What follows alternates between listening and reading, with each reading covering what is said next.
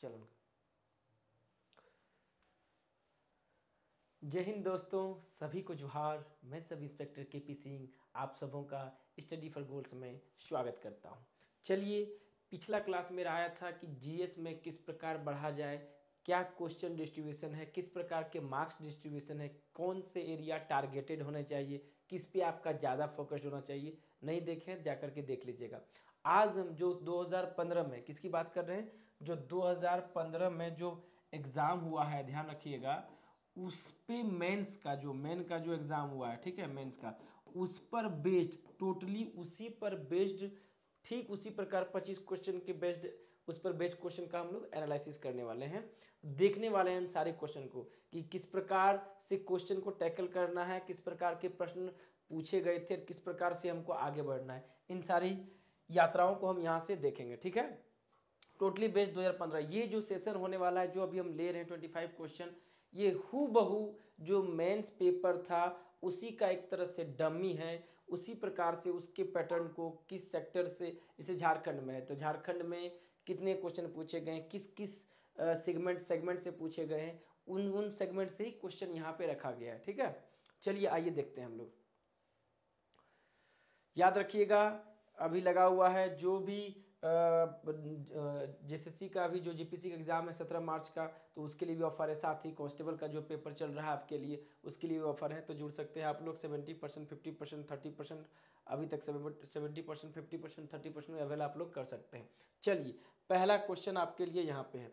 देखिए, आपको बता दें कि इस प्रकार के क्वेश्चन पूछे गए हैं, आप कभी भी वो गलतफहमी में ना रहें कि एकदम एकदम स्टैटिक या एकदम बेस लाइन से क्वेश्चन पूछेंगे। तो आपको कंसेप्ट आना चाहिए। झारखंड से सबसे ज़्यादा क्वेश्चन पूछे गए और फंसाएंगे आपको। जैसे देख लीजिए क्या है, झारखंड में क्या बोला जा रहा है, झारखंड में पश्चिम से पूर्व की ओर जिलों का सही क्रम निम्नलिखित में से कौन सा है। पश्चिम से पूर्व की ओर, तो दैट मीन्स कि आपके पास झारखंड की मैप की आपकी समझ होनी चाहिए, आपके ब्रेन में मैप होनी चाहिए कि कौन से जिले किस प्रकार मूवमेंट करते हैं, किसका पोजीशन किधर है, ठीक है।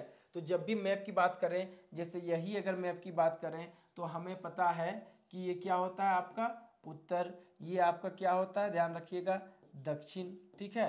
ये आपका हो गया पूर्व, आपका ये हो गया पश्चिम।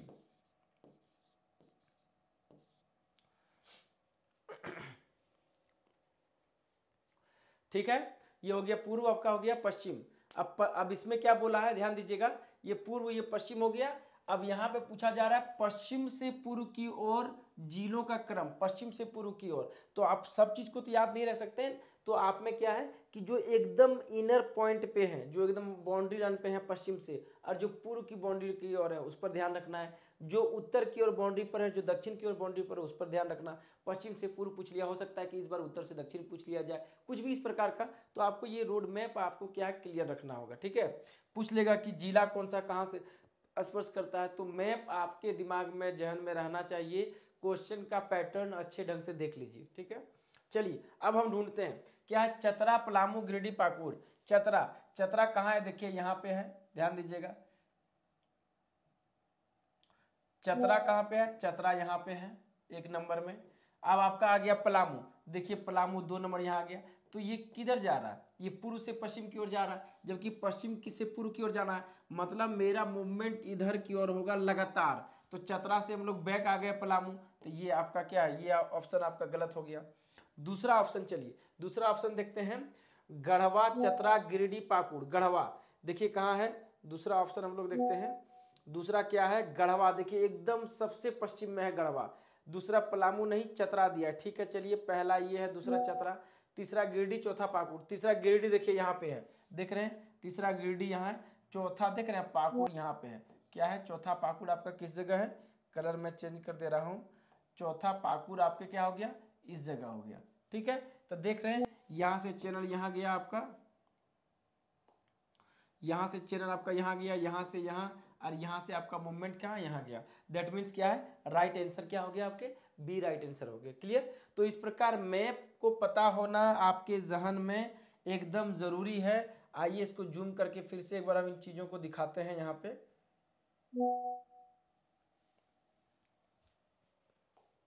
देखिए, गढ़वा सबसे आपका क्या पश्चिम में है, इधर आप साहेबगंज, पाकुड़, दुमका, जामताड़ा, धनबाद, और ये लोकल देखिए जो बिहार से है, गढ़वा, पलामू, चतरा, कोडरमा, इस प्रकार। और दक्षिण में जो उड़ीसा है वो सिमडेगा, पश्चिमी सिंहभूम, पूर्वी सिंहभूम, इस प्रकार के जाते हैं। छत्तीसगढ़ से आपका देखिए जो आपका पश्चिमी छत्तीसगढ़, सिमडेगा, गुमला, ये भी ध्यान रखना होगा। वेस्ट बंगाल से आपका देखिए ये पाकुड़, दुमका, जामताड़ा, धनबाद, बोकारो, रामगढ़, देख रहे हैं, इस सारे पोर्शन क्या जो है आपके टच करते हैं। तो इस प्रकार से मैप को एक बार अच्छे ढंग से एनालिसिस कर दीजिएगा, क्वेश्चन आएगा ही आएगा, ठीक है। कौन से जिला किसको स्पर्श करता है, या फिर आपको इस प्रकार का पूर्व से पश्चिम की ओर। चलिए अगले क्वेश्चन चलते हैं हम लोग। दूसरा क्वेश्चन है, निम्नलिखित में से कौन सा पदार्थ समुद्र के पानी में सबसे कम मात्रा में पाया जाता है। एकदम VVI क्वेश्चन है, इसी को उल्टा पुल्टा करके पूछता है। क्वेश्चन पूछा गया आपके 2015 में भी, ध्यान रखिएगा, ठीक है। पोटेशियम सल्फेट, ये क्वेश्चन नहीं पूछा गया, इससे मिलता जुलता क्वेश्चन पूछा गया, उसी का रोड मैप तैयार करके हम आपके समक्ष लाएंगे किस प्रकार बढ़ना है। Potassium sulphate, K2SO4, calcium carbonate, CaCO3, sodium chloride NaCl, magnesium bromide MgBr। समुद्र के पानी में सबसे कम मात्रा में, ध्यान दीजिएगा, सबसे कम मात्रा पूछा है। यहाँ पे सीधे आप लोग क्या है, सोडियम क्लोराइड नहीं कर दीजिएगा। सोडियम क्लोराइड आदमी लोग क्या, स्टूडेंट लोग को रटा हुआ रहता है। तो सबसे ज्यादा सोडियम क्लोराइड पाया जाता है, और सबसे जो कम पाया जाता है वो क्या होगा, मैग्नीशियम ब्रोमाइड। सबसे कम जो पाया जाता है वो मैग्नीशियम ब्रोमाइड है, ठीक है। राइट आंसर क्या हो जाएगा, मैग्नीशियम ब्रोमाइड। अब यहाँ देख लीजिए, जो सोडियम क्लोराइड सबसे ज्यादा मात्रा में जो पाया जाता है समुद्र के पानी में, वो सोडियम क्लोराइड है 77%, देख रहे हैं। सबसे कम क्या पाया जाता है, मैग्नीशियम ब्रोमाइड 0.2%। उसके बाद आपका है कैल्शियम कार्बोनेट 0.3%। उसके बाद पोटेशियम सल्फेट K2SO4 2.5%। उसके बाद सबसे ज्यादा हो गया सोडियम क्लोराइड। तो सारे डाटा तो याद रखना पॉसिबल नहीं है, लेकिन फिर भी ये 4 डाटा याद रख सकते हैं, इंपॉर्टेंट है। नहीं 4 तो 2 याद रखिए, जो सबसे हाईएस्ट और सबसे लोवेस्ट। सबसे हाईएस्ट हो गया आपका क्या है, सोडियम क्लोराइड 77%, 77.8%, और सबसे लोवेस्ट हो गया मैग्नीशियम ब्रोमाइड MgBr 0.2%। हाईएस्ट और लोवेस्ट आपको रखना होगा। चलिए आगे क्वेश्चन चलते हैं। ठीक इसी प्रकार के प्रश्नों को हम लोग आने वाले एग्जाम में, जो इस बार 2024 में होंगे, उसकी तैयारी कर रहे हैं, ठीक है, या करेंगे आप। दामोदर नदी घाटी परियोजना का संबंध निम्न से किन राज्यों से है। तो नदी घाटी परियोजना से 2015 में एक क्वेश्चन है। नदी घाटी परियोजना अहम है, झारखंड में बहुत सारी परियोजनाएं चल रही हैं, और स्टेट नेशनल लेवल पे दोनों इंपॉर्टेंट है, तो दोनों चीज़ों को आप देख करके चलेंगे। तो दामोदर घाटी परियोजना किसके बीच है, झारखंड बिहार के बीच, झारखंड एवं उत्तर प्रदेश के बीच, झारखंड एवं पश्चिम बंगाल के बीच, झारखंड एवं छत्तीसगढ़ के बीच। तो राइट आंसर क्या है, आपका क्या है, दामोदर नदी घाटी परियोजना किसके बीच है, झारखंड एवं पश्चिम बंगाल के बीच क्या है, दामोदर नदी घाटी परियोजना है, ठीक है। इस प्रकार से क्वेश्चन देखिएगा, ये कतई नहीं सोचिएगा आप कि लेवल सर आप कर दिए। लेवल मैंने आपने किया, लेवल जो आपका 2015 में GS पूछा गया उसी से मिलता जुलता, उसी का पैटर्न का क्वेश्चन हम बनाए। तो यही लेवल है आपका। मैं बार बार कह रहा हूँ, लेवल नहीं गिरेगा, कट ऑफ कम रहेंगे। क्वेश्चन का स्टैंडर्ड जो है जैसे सेटअप यही रखती है, अभी तक तो रखते आ रही थी, तो आगे भी रखे कि 2015 का इस प्रकार का क्वेश्चन का सेटअप था, ठीक है। केवल सेम क्वेश्चन नहीं है, उसी फॉर्मेशन का क्वेश्चन है। देखिए अब जहां साइंस का क्वेश्चन आ गया, दूध का दही जमना डैश क्रिया का कारण के कारण होती है। दूध से दही जमता है, किसके कारण, क्या है, विषाणु के कारण, शैवाल के कारण, जीवाणु के कारण, फफूंद के कारण। ये इस प्रकार के क्वेश्चन क्या बोले जाते हैं, स्टैटिक। तो आपको क्या है, साइंस में इस तरह का क्वेश्चन आपको ध्यान में रखना होगा, ठीक है। स्टैटिक टाइप से क्वेश्चन पूछे गए और पूछे जाएंगे। तो ये क्या हो जाएगा राइट आंसर, जीवाणु, बैक्टीरिया जिसको आप लोग बोलते हैं। अगला क्वेश्चन, जसपुरिया, असमिया, क्या क्या नाम है, जसपुरिया, असमिया तथा झुमटा, इनमें से किस नृत्य के प्रकार हैं। मैं बता दे रहा हूं, बार बार बता रहा हूं, 6 क्वेश्चन पूछे गए हैं झारखंड से, दैट मीन्स 18 मार्क्स, सबसे ज्यादा झारखंड से। और उसमें से 2015 में नृत्य से भी क्वेश्चन था, नृत्य से भी यहाँ क्वेश्चन डाला गया है। जसपुरिया, असमिया, झूमर किसका, कौन से नृत्य के प्रकार हैं, टुसु नृत्य, डोमकच नृत्य, सोराय नृत्य, छऊ नृत्य। तो छऊ नृत्य तो आप लोग जान रहे हैं, ठीक है, सरायकेला खरसवां, ठीक है, सुरेंद्र नारायण देव इनके बहुत जाने माने हैं, प्लस इनको विदेशों में भी पहचान मिला हुआ है छऊ नृत्य को, जो मुखौटा पहन के नृत्य किया जाता है। सोहराय नृत्य आपको पता है दिवाली के दूसरे दिन किया जाता है, जो गाय भैंस चरवाहा सब जो करते हैं, ठीक है, वो उसका नृत्य है। टुसु नृत्य क्या है, दिसंबर क्या है आपका, टुसु नृत्य दिसंबर से मकर संक्रांति जो जनवरी होती है तब तक चलता है। बेसिकली मकर संक्रांति के आसपास का जो नृत्य होता है उसे टुसु नृत्य कहते हैं। तो जसपुरिया असमिया झूमर किसका नृत्य है? डोमकच नृत्य है। क्या बोलिएगा? डोमकच नृत्य है। ठीक है, डोमकच, डोमकच कह लीजिए, या कहीं कहीं इसको क्या बोला जाता है? डमकच। ठीक है, डोमकच या डमकच एक ही बात है। ठीक है, अधिकतर डमकच का प्रयोग होता है। तो डम मतलब क्या होता है? ध्यान रखिएगा, डम मतलब होता है, क्या होता है? ध्यान रखिएगा, डमकच। क्या बोलेंगे? डमकच।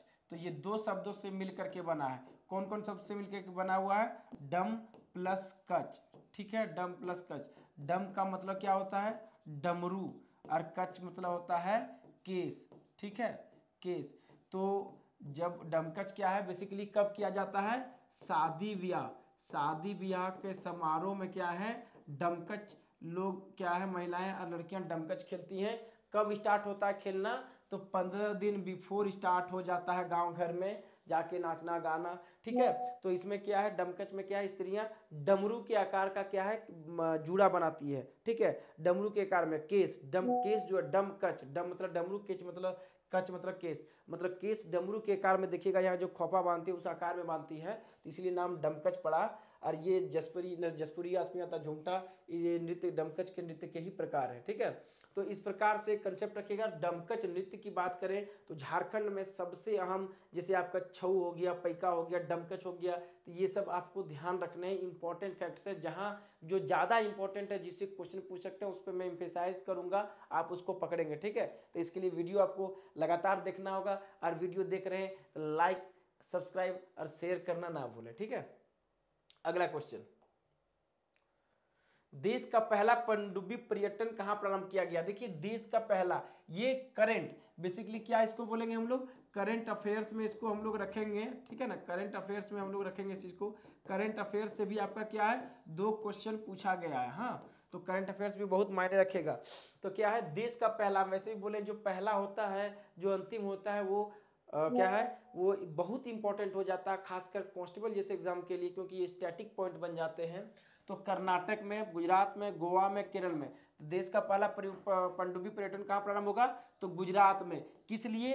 तो गुजरात में जो द्वारिका है, तो द्वारिका के दर्शन कराने के लिए। ठीक है, अरब सागर में क्या है, पनडुब्बी जरिए गुजरात सरकार का पर्यटन विभाग द्वारका नगरी दर्शन कराएगा। द्वारका का दर्शन करने के लिए क्या है, अरब सागर में 300 फीट नीचे लेकर जाएगी। पनडुब्बी जो है 300 फीट अरब सागर में नीचे लेके जाएगी, जिसमें से क्या आपका 6 क्रू सदस्यों के साथ 24 पर्यटक यात्रा पर जा सकेंगे। 6 क्रू मेंबर होंगे और 24 पर्यटक होंगे। दैट मीन्स क्या है, एक साथ 30 आदमी उस पनडुब्बी में बैठ करके अरब सागर में क्या है, द्वारिका का वो यात्रा करेंगे, और द्वारिका क्या क्या है, नगरी का दर्शन करेंगे। ठीक है, जो ये इंपॉर्टेंट क्वेश्चन है। वैसे इस प्रकार के बहुत सारे क्वेश्चन है, आपको ध्यान देना होगा। मैं फॉर्मेट बता रहा हूँ जो पूछा गया है।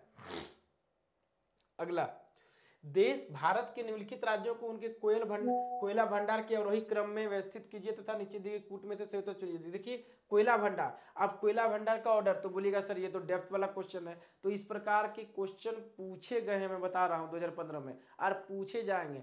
झारखंड का एग्जाम है, झारखंड में धनबाद कोयला नगरी कहा जाता है। ठीक है, झारखंड में बहुतायत मात्रा में कोयला मिलता है, कोयला लोहा, तो इसलिए क्या है, इस कोयला सबसे इंपॉर्टेंट है, क्वेश्चन बनने की प्रबल संभावना है। तो कोयला का भंडार पूछ रहा है आपसे, ये तो नहीं पूछ रहा है कहाँ कितना मेट्रिक टन, अरब मेट्रिक टन पाया जाता है, सिर्फ आपको बताना है कि सबसे ज्यादा कहाँ भंडारण है। ठीक है, उसी तरह उत्पादक भी क्वेश्चन बनेगा, तो सारे प्रश्न को ध्यान रखिएगा। तो देखिए, छत्तीसगढ़, झारखंड, पश्चिम बंगाल, उड़ीसा, तो सबसे ज्यादा जो कोयला भंडार है वो कहाँ है, झारखंड में है। ठीक है, झारखंड में। दूसरा आपका क्या हो जाएगा, दूसरा आपका हो जाएगा उड़ीसा में, तीसरा हो जाएगा आपका छत्तीसगढ़, और चौथा पश्चिम बंगाल। देखिए कहाँ कहाँ दिया गया है, झारखंड में 86 अरब मेट्रिक टन, क्या बोलिएगा, झारखंड में टोटल कोयले भंडार कितना है, 86 अरब मेट्रिक टन। फिर उड़ीसा में 84 अरब मेट्रिक टन, थोड़ा सा ही कम है, 2 अरब मेट्रिक टन कम है, झारखंड उड़ीसा में डिफरेंस है। उसके बाद छत्तीसगढ़ 73, और पश्चिम बंगाल में तो बहुत कम, 33 अरब मेट्रिक टन का भंडार है। तो ये डाटा अगर आप याद रखते हैं तो बहुत अहम है, बहुत इंपॉर्टेंट डाटा है। क्यों? क्योंकि झारखंड में प्रचुर मात्रा में कोयला पाया जाता है। क्वेश्चन झारखंड से बनेंगे तो खनिज में अहम है आपका कोयला, एक इंपॉर्टेंट रोल प्ले करता है। तो ऐसी चीज़ों के इंपॉर्टेंस को पकड़ना है कि कौन से हीट एरिया है, टारगेटेड एरिया है, तो ये सब मेरे भाई मेरे दोस्त टारगेटेड एरिया है। ठीक है, आगे आइए। भारतीय संविधान के अनुसार निम्न में से कौन सा मूल अधिकार नहीं है? मैं बार बता दे रहा हूं, ध्यान से सुनिएगा। पॉलिटी से आपका अगर झारखंड के बाद सबसे ज्यादा क्वेश्चन किसी से आया है, झारखंड से 6 और पॉलिटी से कितना 5 क्वेश्चन, दैट मीन्स 15 मार्क्स। और उसमें भारतीय संविधान का जो ये मूल अधिकार देख रहे हैं, मूल अधिकार से ही 5 में से 2 से 3 क्वेश्चन मूल अधिकार से ही थे, और इस बार भी आपको मूल अधिकार से 2 से 3 क्वेश्चन देखने को मिलेंगे। तो hit area, targeted area polity में क्या हो गया? मूल अधिकार। ठीक है, चलिए अब देखते हैं भारतीय संविधान के अनुसार निम्न में से कौन सा मूल अधिकार नहीं है? शिक्षा का अधिकार मूल अधिकार नहीं है। जीवन, शिक्षा का अधिकार, जीवन का अधिकार, सूचना का अधिकार, भाषण का अधिकार। जी हाँ दोस्तों, शिक्षा का अधिकार मूल अधिकार है, जीवन जीने का अधिकार भी मूल अधिकार है, आप वंचित नहीं कर सकते हैं, भाषण देने का भी अधिकार है। सूचना का जो अधिकार है ये मूल अधिकार के अंतर्गत नहीं आता है। तो देख रहे हैं किस प्रकार का क्वेश्चन फंसा रहा है, एकदम डायरेक्ट मूल अधिकार नहीं, उसमें से क्या नहीं उसके अंतर्गत आता है। तो मूल अधिकार आपको पता होंगे तब तो आर्टिकल के साथ सारी चीजों को देख लीजिएगा। अगला, झारखंड राज्य के कुल भौगोलिक क्षेत्रफल का कितना प्रतिभाग कृषि योग्य भूमि है? झारखंड की जितनी भूमि है उसमें से कृषि योग्य भूमि कितनी है प्रतिशत में पूछा है? 48%, 58%, 68% और 70%। तो ध्यान दीजिएगा, कृषि योग्य भूमि क्या है? 48% भूमि क्या है? कृषि योग्य है। तो कृषि से भी, एग्रीकल्चर से भी एक क्वेश्चन था, झारखंड से ही था पिछले बार, इसलिए इस प्रकार के प्रश्न को डाला गया। यहाँ इस प्रश्न की जगह कुछ भी हो सकता है, तो एग्रीकल्चर पे आप लोग विशेष फोकस रखेंगे। अगला क्वेश्चन, झारखंड का कौन सा जिला सबसे अंतिम में गठन हुआ? कौन सा जिला सबसे अंतिम में गठन हुआ? रामगढ़, जामताड़ा, खूंटी, लातेहार। तो देखिए क्या है, कभी कभार इस प्रकार के प्रश्न क्या है, लोग गलती कर बैठते हैं, क्योंकि सबको पता है कि 6 जिले, 18 जिले झारखंड जब बना था उसमें था 6 जिले बाद में निर्माण हुए। लेकिन आपको पता है, आपको ये भी पता होगा कि कब कब निर्माण हुआ? 2000 आपका क्या है, 2007 में और 2001 में निर्माण हुआ। लेकिन नहीं पता, कभी कभी कंफ्यूज हो जाता है कि 2007 में कौन कौन हुआ और 2001 में कौन कौन सा हुआ। और उसमें भी क्या है कि 2001 में, 2007 में जो हुए सबसे लेटर में 7 में, तो 7 में पहले कौन था? तो आपको क्या बोला है, पहला और अंतिम कौन था? तो सबसे आखिर में कौन जिला का निर्माण हुआ? तो देखिए 2001 में लातेहार, सिमडेगा, जामताड़ा, सरायकेला, खरसवां 4 का हुआ था निर्माण 2001 में। और 2007 में 2 जिले का, किसका हुआ था? खूंटी और रामगढ़ का। तो जो सबसे अंतिम में जिला का निर्माण हुआ था वो कौन सा है? रामगढ़। ठीक है, ये जहन में कई बार बातें रह जाती है कि एकदम सर श्योर शॉर्ट पता है के सर कि 2007 में खूंटी और रामगढ़ की स्थापना हुई थी, लेकिन अंतिम कौन है खूंटी रामगढ़, ये दिमाग से निकल जाता है। तो एक क्वेश्चन पे क्या है, 3 मार्क्स है। और इस बार कंपटीशन क्या है, ओपन टू ऑल है, आपको ही पता है, आपको दूसरे से आगे निकलना है तो आपको अपनी धार तेज करनी होंगी, शार्पन करना होगा आपको अपने आप को, और उससे शार्पन करने में हम यानी के सर स्टडी फॉर गोल्स आपकी मदद करेगी। ठीक है, चलिए आगे क्वेश्चन, ज्योतिपुंज पुस्तक के रचयिता कौन है? फिर से सुन लीजिए, अहम है, VVI है, ध्यान रखिएगा, ये बुक VVI है, इसकी बात नहीं कर रहा हूं। पैटर्न क्या था? 2 क्वेश्चन सिर्फ किताब से पूछा गया है, दोनों यहाँ पे नेशनल से पूछा गया, लेकिन यहाँ पे आप झारखंड और नेशनल दोनों को वेटेज देंगे, तो 2 क्वेश्चन बुक से पूछा गया, इसलिए क्वेश्चन बुक से यहाँ पे एक झारखंड से भी डाला गया है, एक नेशनल से डाला गया। ज्योतिपुंज पुस्तक किसके द्वारा लिखा गया? नंदन नीलकणी, नरेंद्र मोदी, अटल बिहारी वाजपेयी, APJ अब्दुल कलाम। तो ध्यान दीजिएगा, क्या है, नरेंद्र मोदी जी के द्वारा क्या ज्योतिपुंज लिखा गया है। इसमें मानव के जीवन का वर्णन है कि स्टार्टिंग से एंड तक आप समाज के लिए क्या योगदान दे रहे हैं, समाज में क्या आप कल्याणकारी कार्य कर रहे हैं। व्यक्ति का जन्म से लेकर समाज की जिम्मेदारी को बताया गया है। उसमें अगर आप जन्म से लेकर के जब मरते हैं तो उस बीच में जो जिम्मेदारियां होती है, क्या आप दे रहे हैं समाज को, इन सारी चीज़ों का जिक्र है। तो ज्योतिपुंज बुक किसके द्वारा लिखा गया है? नरेंद्र मोदी के द्वारा। तो चर्चित जो हस्ती है, जो चर्चित बुक है उन पे आप विशेष ध्यान रखिएगा। हाँ, बुक को आपको करना ही करना है, क्योंकि 2 क्वेश्चन आ रहा है। देखिए, शिखर को छूते हुए ट्राइबल्स नामक पुस्तक किसकी रचना है? ट्राइबल्स देखे तो ये पुस्तक क्या है, ये झारखंड के रचयिता है, झारखंड पे बेस्ड पुस्तक है। तो आपको एक नेशनल पे भी दिया गया, एक स्टेट में भी दिया गया, वहां भी ऐसा किया गया था 2015 में। कृतिका पांडे, रश्मि शर्मा, तुहिन सिन्हा, संदीप मुरारका। तो शिखर को छूते हुए ट्राइबल्स किसके द्वारा लिखा गया है? तो संदीप मुरारका के द्वारा लिखा गया है। तो झारखंड के जो इंपॉर्टेंट बुक है, अभी सचिवालय में भी आपने पढ़ा, स्टडी फॉर गोल्स पे भी वीडियो डाला गया है, तो उसको आप कैप्चर कर लेंगे, साथ ही नेशनल लेवल के बुक। और ध्यान रखिएगा, ये आपका बुक से संबंधित है, कांस्टेबल के एग्जाम है तो स्टैटिक बुक पूछे जाएंगे। तो जो स्टार्टिंग से चला आ रहा है, जैसे आपका मुगल काल में या उससे पहले जो चला आ रहा है बुक जो लिखा गया है, उन सारी चीज़ों पे भी ध्यान रखेंगे। जिसको आपने रटा है, आपके जहन में है कि बुक बचपन से पढ़ते आ रहे हैं, इसके रचयिता ये हैं, इसके रचयिता ये हैं, ठीक है ना। तो उस प्रकार के बुक को भी आप लोग ध्यान में रखिएगा, क्योंकि कुछ भी पूछ सकता है, जरूरी नहीं कि ये करंट बुक पूछेगा, उस टाइम का पूछ ले, पुराना जो जो स्टैटिक जीके में आता है, जो आप लोग पढ़े हैं। तो इसलिए सारी चीज़ों को रिविज़न करना जरूरी है। मेरा ये क्लास का बेसिकली मोटो है, इस क्वेश्चन की जानकारी नहीं देना। क्वेश्चन की जानकारी आपको हो रही है, चलिए दैट इज डिफरेंट, वो तो है ही पॉजिटिव चीज़। आपको बताना है कि आपको जो आपका अपना एनर्जी है उसको किस वे से, किस डायरेक्शन में इन्वेस्ट करना है। अगर हम बुक पढ़ रहे हैं तो कितना वेटेज दें, कितना क्वेश्चन आया है, ये करने का तात्पर्य। ये हूबहू 2015 का एक डमी है, क्वेश्चन 7 अलग क्वेश्चन है, लेकिन पूरी उसी पैटर्न, पूरी उसी पे बेस्ड है। तो यहाँ से समझ में आएगा कि किस प्रकार के क्वेश्चन पूछे जाते हैं, हमको किस तरह का अपना लेवल अप करना है, उसके लिए हमको तैयार रहना है। सभी भाषाओं की माता किसे कहा जाता है? फिर देखिए स्टैटिक क्वेश्चन है, इसका आप क्या बिना रटे या अपने स्तर से भी आप आंसर मार सकते हैं सही। तमिल, संस्कृत, हिंदी, तेलुगु, तो सभी भाषा की माता क्या है? आई होप आप सभी ने सही आंसर दिए होंगे या आपको पता होगा संस्कृत। अगला क्वेश्चन साइंस से है, साइंस से भी क्वेश्चन है, 3 क्वेश्चन साइंस से भी है। बीजों के अंकुरण की एक अनिवार्य विशेषता किसकी मौजूदगी है? बीजों की जो अंकुरण होता है उसमें अनिवार्य विशेषता किसकी मौजूदगी है? ठीक है, एकदम उसके बिना अंकुरण नहीं होगा या उसका होना अनिवार्य है। सबसे पहले प्रकाश, जल, मिट्टी, खनिज। हमको पता है कि बीजों के अंकुरण के लिए चारों की भूमिका अहम है, लेकिन चारों में सबसे अहम भूमिका किसकी है जिसके बिना अंकुरण ही नहीं हो सकता? तो क्या है वो? आपका जल है। ठीक है, जल अंकुरण के लिए सबसे इंपॉर्टेंट है। इन चारों तीनों के बिना नहीं भी हो तो अंकुरण हो जाएगा, लेकिन जल चाहिए अंकुरण के लिए, कंपलसरी फैक्टर है। अगला क्वेश्चन, चलिए नृत्य, नृत्य से क्या है? 2 क्वेश्चन 2015 में पूछे गए हैं। ठीक है, तो ये आपके टारगेटेड एरिया में है, एकदम मैं जो बता रहा हूँ जहन में उतार लीजिए और बार बार वीडियो को देख लीजिएगा। नॉट फॉर क्वेश्चन, क्वेश्चन के लिए नहीं, मैं ये नहीं कह रहा कि ये क्वेश्चन आएगा, मैं आपको बता रहा हूँ कि आपकी रणनीति कैसे होनी चाहिए, आप किस प्रकार आगे बढ़ेंगे। ठीक है, तो ये पैटर्न है। नृत्य एकदम 2 क्वेश्चन फिक्स है, एकदम आएगा ही आएगा, तैयार कर लीजिएगा। क्यों? क्योंकि 2015 के आधार पे मैं बात कर रहा हूँ। ठीक है, 2015 के मेंस के आधार पे बात कर रहा हूँ। तो इन और सारी चीजें आप फोकस रखेंगे, लेकिन इन लोगों पे विशेष फोकस रखेंगे क्योंकि उसके पैटर्न को हम लोग कॉपी करते हुए चल रहे हैं। तो नृत्य क्या है? पाइका नृत्य के बारे में क्या है? पाइका नृत्य के बारे में, यह एक मार्शल नृत्य है, यह एक गीत रहित नृत्य है। इस नृत्य का प्रदर्शन केवल पुरुषों द्वारा किया जाता है। उपरोक्त सभी कथन सही है। तो पाइका नृत्य क्या है?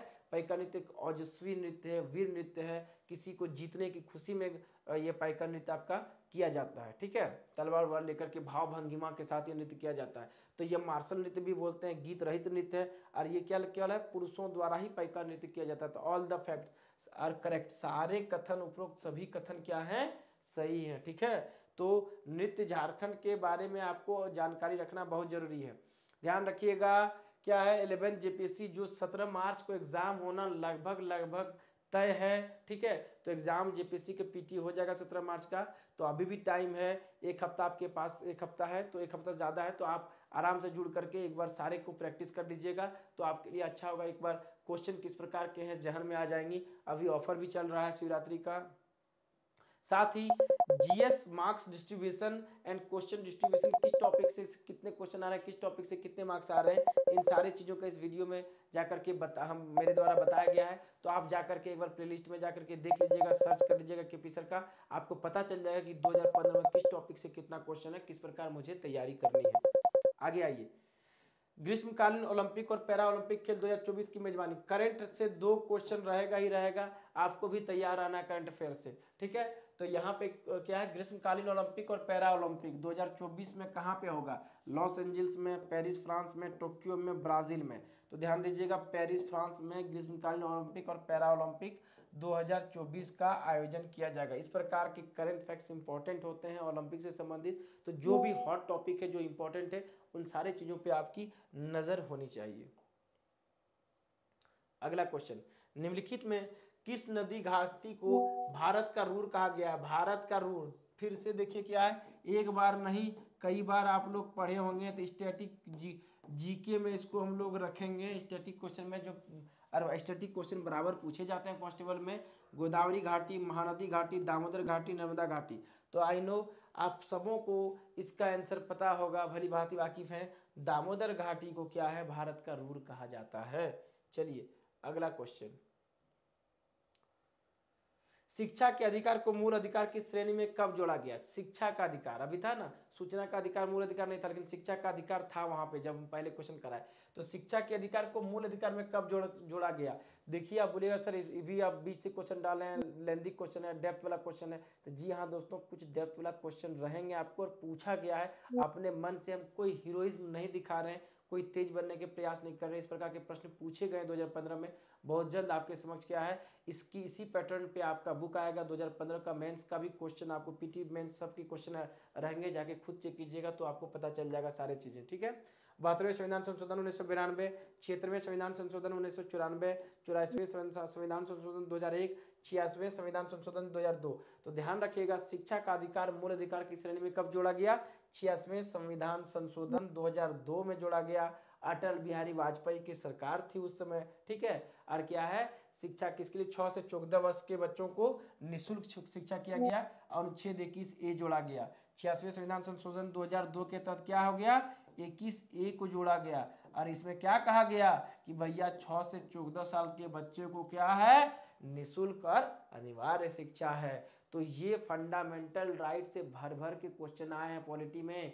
5 क्वेश्चन पूछे गए हैं और फिर इस बार भी पूछे जाएंगे। तो आपके लिए हिट और टारगेटेड एरिया ये होनी चाहिए पॉलिटी में। हाँ चलिए, निम्न में से कौन सा राज्य मूंगफली उत्पादन में सबसे आगे है? मूंगफली उत्पादन में सबसे आगे है तो उत्पादक राज्य, चावल, गन्ना, मूंगफली, इन सारी चीजों को आप लोग देखिएगा। इन सारी चीजों को यहाँ पे भी कराया जाएगा, पर नजर बना के, पकड़ बना के रखनी होगी। बिहार, महाराष्ट्र, गुजरात, उत्तर प्रदेश। तो ध्यान दीजिएगा, कभी पूछ देगा सबसे उत्पादन में सबसे अग्रणी, या पूछ देगा क्रम, पूछ देगा कि क्रम कौन सा है। तो क्रम कौन सा है, तो आपके पास कम से कम 4 स्टेट की लिस्ट होनी चाहिए कि पहले पोजीशन पे कौन है, दूसरे पोजीशन पे कौन है, तीसरे पोजीशन पे कौन है, चौथे पोजीशन पे कौन है। तो मूंगफली में सबसे अग्रणी कौन है? तो गुजरात है। ठीक है, 1 नंबर में क्या हो जाएगा आपका, देखिए 1 नंबर में ध्यान दीजिएगा गुजरात है सबसे आगे। उसके बाद आपका 2 नंबर में आ जाएगा आपका राजस्थान। ठीक है, इसका पीपीटी भी चाहें तो आप क्या है मेंबर से बात करके क्या है, यहाँ स्टडी फॉर गोल के टीम मैनेजमेंट से बात करके ले सकते हैं। राजस्थान हो गया। तीसरा आपका क्या हो गया, तमिलनाडु। ठीक है, तमिलनाडु। और चौथा आपके क्या हो गया, कर्नाटक। तो इस प्रकार से घटते क्रम में सबसे ज़्यादा गुजरात, फिर राजस्थान, फिर तमिलनाडु, फिर कर्नाटक, ज़्यादा से कम में, इस प्रकार के क्रम है आपके क्या है मूंगफली में। तो आने वाले जो भी आपके फसल है, मूंगफली, सोयाबीन, गन्ना, चावल, मकई, इन गेहूं, इन सारे पे नज़र आप रखेंगे। भारत में राष्ट्रीय आय की गणना फिर से देखिए क्या है, इकोनॉमिक्स से मैं आपको बताया था कि कितना क्वेश्चन पूछा गया था, 1 क्वेश्चन पूछा गया है। तो 1 क्वेश्चन क्या पूछ देगा उसकी कोई सीमा नहीं है। तो हम इकोनॉमिक्स में सबसे ज़्यादा क्या है, कम समय में ज़्यादा गेन करने के लिए या सही गेन करने के लिए क्या है, स्टैटिक जीके, स्टैटिक इकोनॉमिक्स की बात करें तो स्टैटिक जो क्वेश्चन आते हैं जो फिक्स्ड हैं उन पे ज़्यादा ध्यान देंगे। तो भारत में राष्ट्रीय आय की गणना किसके द्वारा की जाती है, तो केंद्रीय सांख्यिकी संगठन सीएसओ के द्वारा क्या है, राष्ट्रीय आय की गणना की जाती है। इस प्रकार से कुछ क्वेश्चन प्रयास कर लेंगे, ताकि हो सकता है 1 क्वेश्चन है तो वही क्वेश्चन दे दे, रिपीटेड क्वेश्चन दे दे। तो इसलिए इन सारे प्रश्नों की तैयारी यहाँ पे स्टडी फॉर गोल्स पे ऐप पे कराई जाएगी, उसके लिए घबराए नहीं, और आप खुद भी कर सकते हैं। एकदम कड़े कमांड रहिए, लगे रहिए, ठीक है ना, एकदम लगे रहिएगा।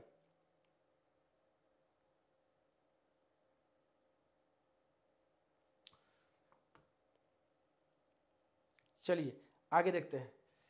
जनजातीय समाज में संस्थागत रूप से घुमकुड़िया क्या है? जनजातीय, झारखंड में जनजातीय से क्वेश्चन आया ही आया है। तो घुमकुड़िया क्या है बताइए? पंचायत स्थल, पूजा स्थल, युवा गृह, शमशान स्थल। ठीक है, तो ये क्या है, नहीं पूजा स्थल नहीं है, नहीं पंचायत स्थल, नहीं शमशान स्थल, क्या है, युवा गृह है। घुमकुड़िया युवा गृह है, जहाँ पे सांस्कृतिक कार्यक्रम आयोजन किए जाते हैं और सारी प्रकार की शिक्षा यहाँ पे युवा युवतियों को क्या है, दिया जाता है। ठीक है, एक तरह से सांस्कृतिक कार्य ये केंद्र है। सारी चीज़ों को क्या है यहाँ पे धर्म से या फिर अपने समाज से सारी चीज़ों को यहाँ घुमकुड़िया में बताया जाता है। ठीक है, तो युवा गृह है। ठीक है, शमशान स्थल को शासन बोला जाता है।